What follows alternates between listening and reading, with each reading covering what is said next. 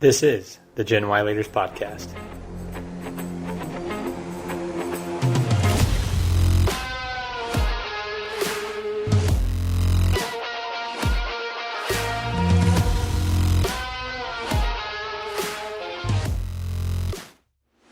Welcome to the Gen Y Leaders Podcast, where we guide millennials to become the next generation of business leaders and entrepreneurs.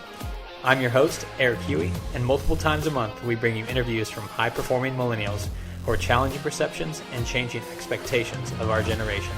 Our mission is to help you overcome fear, take action, and go confidently in the direction of your dreams. It's time to start preparing now, mainly because 10,000 baby boomers are retiring every day, which will create a vacuum of career opportunities that you've been waiting for. Will you be ready?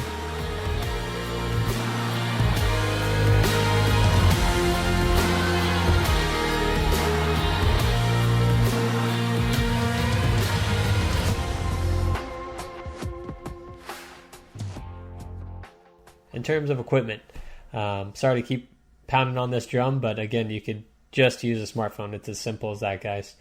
If you're going for more advanced, if you've had a few rounds with your smartphone and given that a go and you want to step up your audio quality, then I would encourage you to buy a digital recording device or a mic. And so I got mine here. So for my computer or Skype calls, I use a YETI mic, which can be seen here. This is a blue YETI. There's a lot of different types of YETIs, but any type of YETI mic out there with a XLR input and or a USB input to plug into your computer would do the job. If you're doing an interview-based podcast to where you're recording your audio, but then also the audio of another person, I like the Zoom H4n Pro. Also have that one here. I can show you quickly. Looks like this, but has two XLR inputs on the bottom. If you're familiar with XLR, it's a higher quality input used in conferences or trade shows where people are talking to mics and audio quality is critical. Also musicians use XLR inputs as well. So Zoom H4n, you can record through the top mic here. These fold out, in and out, and get the job done. But then also you can do left and right channel recording with the XLR inputs. In terms of headphones, the main goal is to just hear yourself and make sure your audio levels aren't spiking and that your P's and S's and T's aren't popping on the mic. So I tend to wear headphones when I record. I'm not right now because I can see levels on my computer. Ultimately, having something like this, these are Audio-technica brand. They're a really great high quality headphone, but again, almost any headphone will do. Especially if you're just getting started. In terms of editing software, so you're going to need a desktop or laptop if you are kind of going down the route of professionalism. But again, you can record straight on your phone and post it on any device. If you're looking to get more advanced, kind of the second tier, I would say, is editing on iMovie on your phone or editing on GarageBand on your phone or on your desktop or laptop. I think most Macs come standard with GarageBand nowadays. I have used Adobe Audition, but there's also Audacity. Those are both more high level kind of phase 3, tier 3 editing programs. So I would recommend any of those. So now that we have talked about the hardware, let's talk about the software a little bit.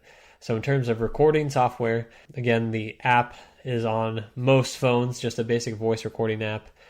On the other hand, if you're looking to record remotely, say you're doing an interview-based podcast and you are in California and you want to interview someone in New York, then something like Zoom or Skype would be a option for digital recording, both audio and video. So Zoom, I prefer Zoom over Skype. I think Skype's a little clunky. Zoom, you can do strictly through a web browser. People don't need to sign in or anything like that. So it's a little more user-friendly and a little less hiccups from time to time when I use it. In terms of editing software, again, GarageBand or iMovie can be used on your phone or on most Mac products. Adobe Audition is potential editing software, and then Audacity. Next is distribution software. So if you're familiar with podcasting or the podcast platforms that are out there, most people know Spotify, Apple or Apple Podcasts / iTunes, and Pandora. Those seem to be the most well-known listening platforms, but there's a ton of ones out there, Stitcher, Breaker, so on and so forth. But what Anchor and Libsyn do is help you distribute on your behalf. So if you think about it, posting your audio file on every single platform would obviously be very time intensive, right? If you took your file and went to iTunes and did all the upload and entered in all the information and all that, and then would go to Spotify and enter in all the information there, and then Pandora. So what these distribution platforms do is exactly that. They distribute your file on your behalf. So if you make an account with Libsyn or Anchor, then you post once, and they then distribute to all those platforms on your behalf to cut down on your admin time. Anchor and Libsyn are both good. I started off using Anchor, but have recently switched to Libsyn. Libsyn is a paid program versus Anchor being free. However, there's a lot of unknowns with Anchor. There's rumors going around that they own your content. So that's kind of what scared me off. If you're just getting started and want to practice doing podcasts, I think it's awesome. If you're looking to do it long term and want to monetize it, I would suggest you go away from Anchor. That's just my personal opinion. Libsyn is a paid platform, a little more trustworthy in my eyes. Again, that's my opinion. And it also helps you distribute to iTunes, which is obviously kind of the platform for podcast listening, also known as Apple Podcasts. So that was kind of the selling point for me and why I transitioned from Anchor to Libsyn. So let's talk about getting guests. As one can imagine, the easiest way is to ask your immediate network, whether that be your friends, your family, your coworkers, whatever your niche topic is. More than likely, someone you know or someone they know knows about it, can speak about it. So they could be a guest or even a co-host on your show to talk about whatever topic of your podcast that you've selected. One that is come in handy for me is using the network of all my previous guests. So when someone's on the show, I usually ask them after we're done recording, hey, do you know of any other young entrepreneurs in the millennial generation or millennials who are managers above in the workplace? So it really has that ripple effect, as you can imagine, and your network grows exponentially pretty quickly. And then lastly, I have not done this, but you can use a podcast placement agency. If you just Google exactly those terms, podcast placement agency, there's a ton of options out there for both you getting on a podcast, if that's your desire, but then also helping you land guests for your specific topic of your podcast. All right, here are some general helpful tips when you're podcasting. My advice to you would be, one, make sure it's something you want to do. Not just because it's a kind of a fleeting thought or you decide on a whim to do it. Make sure it's something you want to do. Don't go out and buy a bunch of equipment at first. I would really encourage you to start with the most basic setup and then build. So start with that voice recorder app that we've been talking about. Record a couple episodes. Make sure you enjoy or can stand yourself talking into a mic, the sound of your own voice.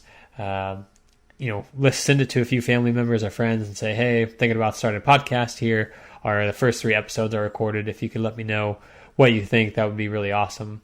And depending on what they say, you could that could help you kind of decide if it's worth pursuing. And again, focus on a topic or a niche that is not time bound. So it's not usually a good idea to do a podcast around preparing a proper Thanksgiving meal. As you can imagine, that is time sensitive or time bound. So people are not going to be listening to a podcast about preparing Thanksgiving dinner on July 4th. So it's best to pick things that are going to be evergreen, that people are going to listen to at almost any moment, and then also within a subtopic. So all those things being said, be aware of the time investment. I know for me, for about every hour of recording time I have about 5 additional hours of editing and promotional time. So that's editing down the file, finalizing it, working with the guest to make sure they approve of it, writing show notes, writing social media posts, designing, graphic designing those same social media posts, doing some legwork on some of the other platforms, doing some tweaks to Libsyn or Anchor, things like that.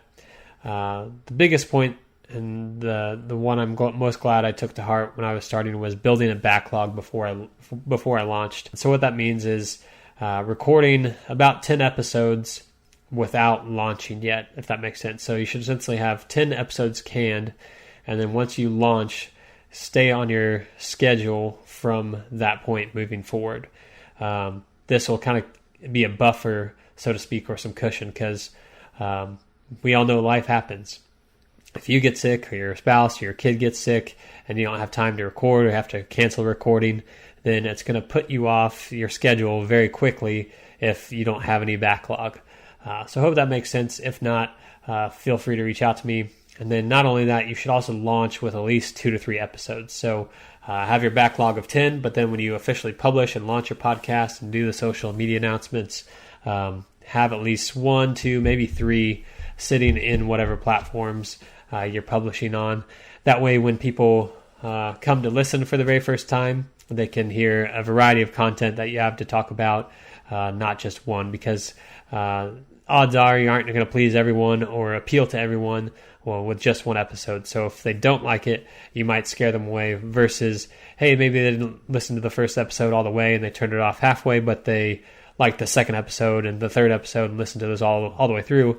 Then you've built a raving fan right from the get-go, and more than likely they'll be anticipating or subscribe, set up alerts for what would be your 4th episode. So moving on, the next tip would be to batch your recordings. This is also a really helpful tip. So rather than just doing a bunch of one-off recordings and trying to worry about everyone's schedules and getting on the same page and cancellations and things like that, I would encourage you to pick one day a month or maybe 2 days a month and try to knock out all your recordings at one time. This kind of helps keep your message consistent across all your recordings, your brand messaging, your topic, things like that. But it also just cuts down on stress of having to always keep an eye on your schedule. So if you just set a day in advance of, hey, I'm going to record 6 podcast episodes on the first Saturday of every month. That way you have one neutral location. You can tell all your guests to come there, have scripted directions that you can copy paste in emails, and it's not a lot of headache of always trying to find some place to go.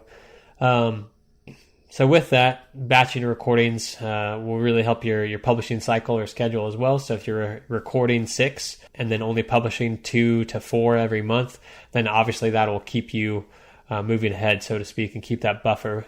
More than likely someone will cancel. That's why I always try to aim high and aim for more than what I'm actually publishing each month, because again, that'll just keep you on track. Lastly, give it time. So most podcasts don't really catch traction. Of course, there's exceptions like anything in life, but most podcasts don't really catch much traction until they get into the triple digits. So if you're recording weekly, you can get there pretty quick. If you're only recording monthly, that's obviously going to take you a few years. Either way, just give it time, be patient. It's like any other business or any other venture that you start on. It's going to take time. So be patient, enjoy the process, and enjoy learning about promoting your podcast and producing it each week or each month. Have fun with it. Make sure it's not stressful. It can be time consuming, but not stressful. But ultimately, just start. So whatever idea you have, whatever topic you are passionate about, whatever you want to speak about, grab your phone, record your first episode. Don't filter yourself, and just really let it fly. And ultimately, after you get a few recordings under your belt, maybe you never even publish those first few practice rounds, but it will get you started. And motivation doesn't come out of the blue. It comes after you take the first step of action. So I really encourage you to take that first step, take action, record it on your phone, get a couple under your belt, and then decide if it's worth investing more money in from a high quality mic standpoint and further on producing. So Hope you guys have fun. I hope this has been helpful. If you have any questions, feel free to reach out to me. You can reach me at genwhyleaders@gmail.com.